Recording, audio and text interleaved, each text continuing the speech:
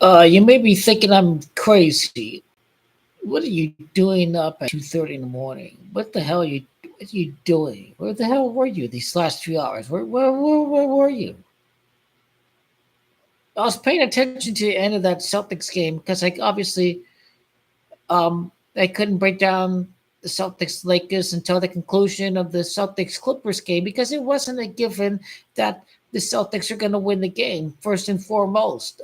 That was a crazy game. It was a late start and it went to overtime period too. So there was a fifth quarter, and so that's number one. Number two, you just cannot go to sleep because Celtics Lakers is on tomorrow. It's a very, very, very big deal. It's a very, very big deal to both fan bases, and when you a fan of GOAT King LeBron James, and he's been with the Lakers for over 6 years, then it should be a very, very big deal. I think Rondo had a game-winning shot. There's a back and forth, crazy comeback during 2020. There's the game where Vanderbilt and he got hurt, and we won without. There's no GOAT King LeBron Anthony Davis last year. There was the time where we got screwed by that Celtics fan ref. Remember that? Remember that robbery? That referee was a Celtics fan and he robbed the Lakers. So even though the two teams haven't met in the NBA Finals, they've had their moments, their key moments, of very exciting moments in the regular season in this rivalry. And don't get me started with that blowout on Christmas a couple of Christmases ago. Don't get me started with that. They had me fooled that game that we had a chance to savor one for the king on the day of the birthday of the newborn king. My God, my God, my God.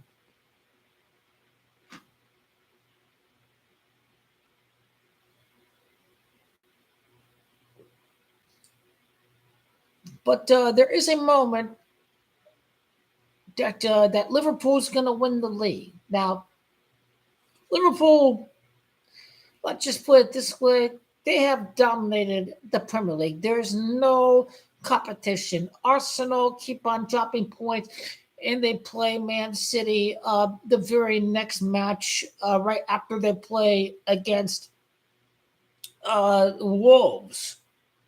So this Premier League can be clinched uh, by the way that Arsenal are playing. They can clinch the league in April, and this would be sometime before game one of the finals on June the 5th. This would be quite some time before the conclusion of the finals. But when we get to that moment where Liverpool clinched the league, the amount of points that they have at the given moment, the amount of wins, the amount of goals scored, the amount of time from the day that they clinched the Premier League to the game one of the finals to the game seven of the finals. We may see Liverpool clinch the Premier League before the beginning of the NBA playoffs. We could see Liverpool clinch the league in April. This is Mohamed Salah's moment where he does have a parade, where he does celebrate in front of fans that he didn't have the chance to do um, in 2020. Mohamed Salah will.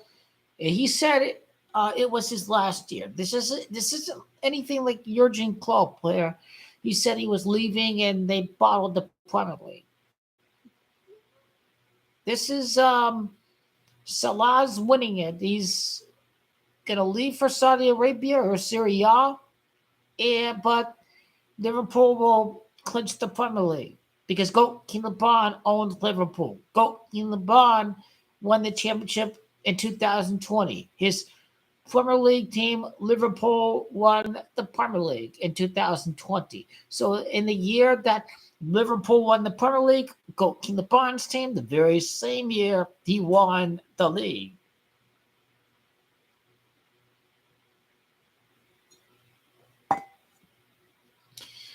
So the same thing's going to happen this year. King LeBron's going to win the championship for the NBA, but Liverpool wins the league. So Liverpool will win in the year that King LeBron James wins his next championship. And there's Liverpool are going to have a 3-match cushion. So Liverpool are safe to win the league. It seems like Liverpool can win it nowadays when there's no pressure, when they have a 25-point lead over Man City in 2020, and they have a big enough cushion where Man City's not competing for the league, and Arsenal are dropping too many points because of a striker, because they play too defensive in some matches. Liverpool won the league this year, and that is final, and it is what it is. For some reason, Arsenal was not going to replicate their 89 goals and their 26 goals allowed, I think, last year. Like, it's very crazy. Arsenal had themselves a very dominating Premier League campaign last year. I thought Arsenal would win the league and go all out for this Premier League, and they didn't go all out for this Premier League. Arsenal, you figured you're hungry, you're on a mission, you are relentless in this pursuit. And if you're relentless for this pursuit, you don't defend a 1-0 lead for 45 minutes in the second half. You don't defend the 2-1 lead for 45 minutes in the second half. You want to try to kill off a game. So Arsenal haven't killed off the game this year. For whatever odd reason, Arteta says we need to try to get 100 points when competing against Man City. And the tactics are just go completely opposite of what Arteta said after the last match against Everton last year. Really. It could have been scripted for Liverpool this year, just based off of Arsenal's the weird tactics. It's I don't know why they do so great in Champions League and they don't do so great in the Premier League. I don't know, but it's very different competing in the Champions League against some minions than going up against the Premier League, against these teams that you can't defend 45 minutes against, because in the Premier League you're going to have goals scored. So, and this is what I'm talking about right here. You know, you've only lost 2 games all year, but you've drawn 8 games. Now, Mohamed Salah is the factor. First and foremost, King LeBron is the factor, because when Liverpool wins the league, he won his last championship. So, because Liverpool won the league, he's the owner of Liverpool, right? So King LeBron is going to win the championship this year. And by the way, it's no coincidence that King LeBron is going to win the championship again at the same time that Liverpool wins the Premier League again, because LeBron is owner of Liverpool. Now, he's also a part owner of Milan, AC Milan, in the Campionato, in the Scudetto, in the Campionato. There's Milan winning next year. I don't know about that. It's been I don't know about that. Hopefully they don't. I'm quite emotional for the Campionato, so don't take what I have to say with a grain of salt for the Campionato, because I'm a Juventino, and you're just not a fan of this Campionato when you don't have some very strong feelings towards your rivals, whether it be Inter, whether it be Milan. Those are the top 2 for me. Napoli is a very big rival. Atalanta bottled it, and I knew that the fixture congestion is a very tough thing. Does Milan win in 2026 because that's the bonds of the team is supposed to win the bat-to-bat? That's a very big question. This is a very big question. Um,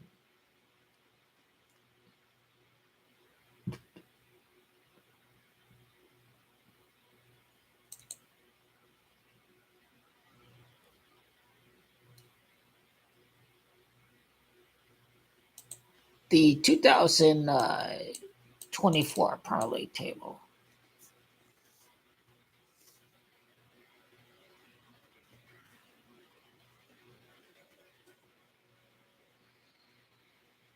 Yeah, 91 goals and 29 allowed. It's like, damn.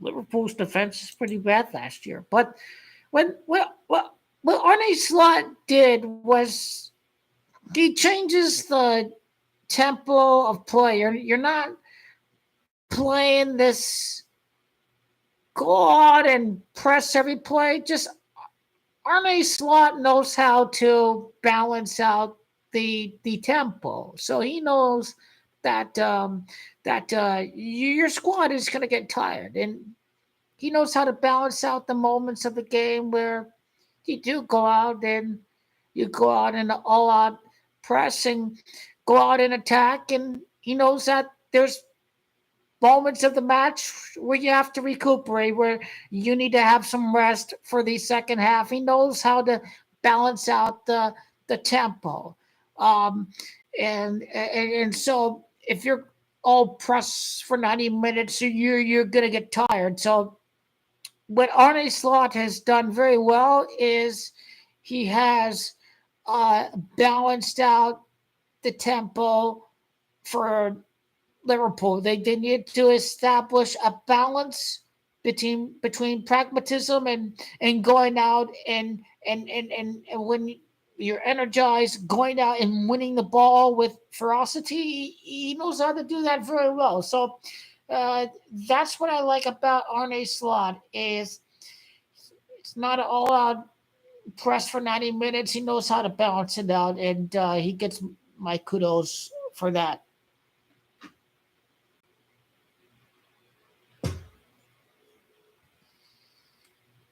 Now, the big signing of Arsenal is going to be the striker. They need a striker in order to win this Premier League. Now, the two teams that got screwed out of Man City cheating was obviously Liverpool and Arsenal. Liverpool were very close to winning. They got over 90 points or whatever. One year is like 98 points, 97 points. So Liverpool were extraordinary with Jurgen Klopp, but they're just not good enough to get over the hump because of Man City's. Obviously, their cooking of the books of their non-existent revenue that they have included from other entities that they're not allowed to include in their books because nobody's selling out the ATL. Nobody. You're not ahead of some of these other teams as far as revenue when you're Man City.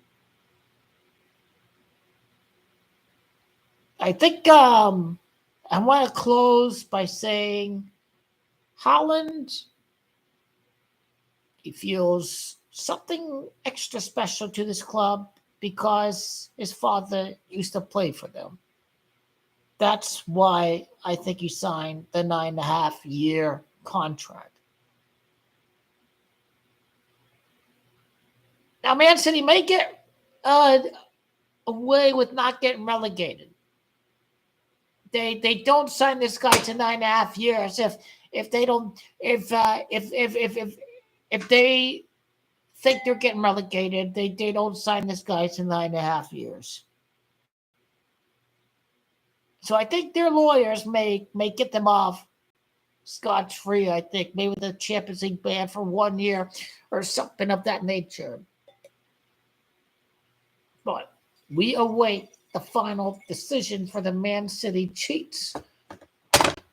They lost against PSG. Like, this club is like they're this club is crazy.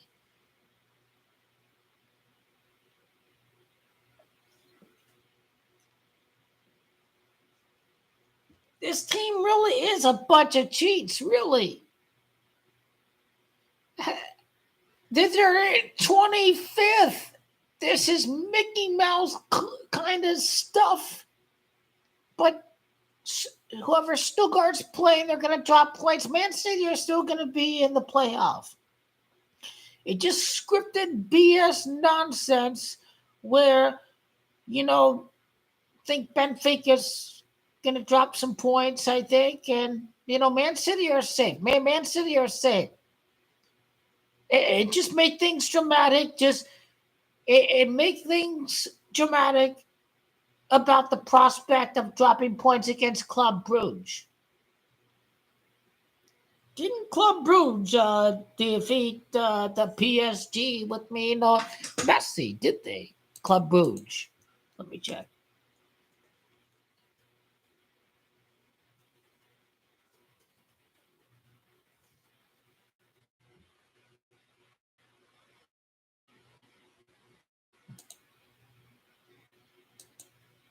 They drew against Messi. No Messi. So against Juventus, that means nothing. Juventus were shit. I'm a Juventus fan. They were terrible. They had 16 shots against PSG on 36% possession in that game, by the way.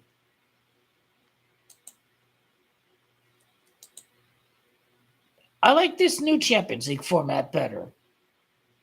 You get to play more teams from other countries. Juventus play the Premier League. They play Aston Villa. They play Red Bull Leipzig. They play Stuttgart. They play Portugal, Benfica. They play them. Usually Juventus play La Liga at some point. They play Valencia, they play Sevilla, they play Barcelona, they play Real Madrid. So Juventus playing many of these La Liga teams throughout the years from the last 10 years. They don't get a La Liga team this year. Milan got Girona, but the same team home in a way. Just the Champions League is more exciting when you can play, 4, 5 different countries in the group stage. You like seeing these myriad of different countries going up against each other in the group stage. You love seeing Arsenal against Atalanta. You love seeing Arsenal against Inter. A very pragmatic match. Bunch of shots by Arsenal, but Inter won at the San Siro. Milan against Real Madrid. Juventus against Red Bull Leipzig. This Champions League is better when these different countries can go up against each other more often in the group stage. And they're more familiar with each other and makes the competition more interesting. So I personally prefer this new format of the Champions League.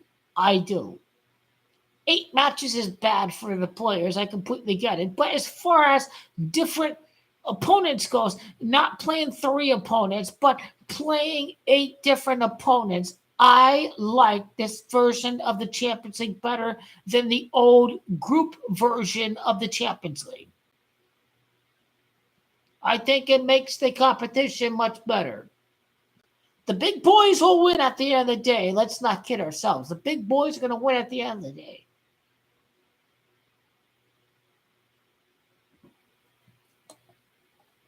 But a more variety is better for this competition in the long run when you can see these upsets happen in the qualifying round of the round of 16.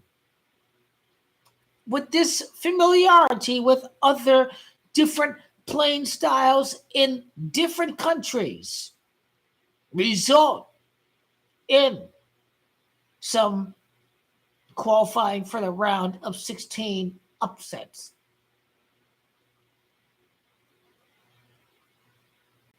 I think possibly it could.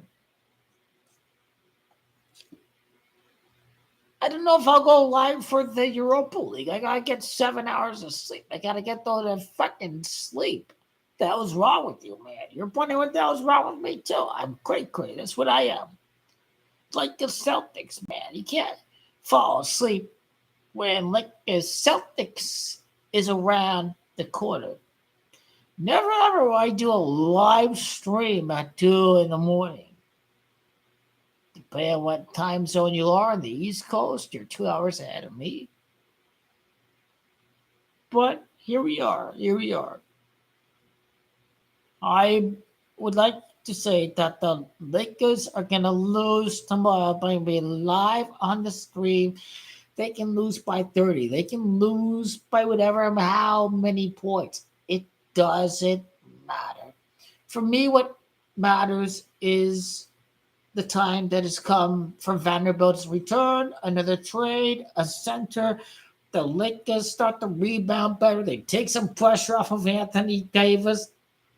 Finney Smith and Monk get used to the rotation.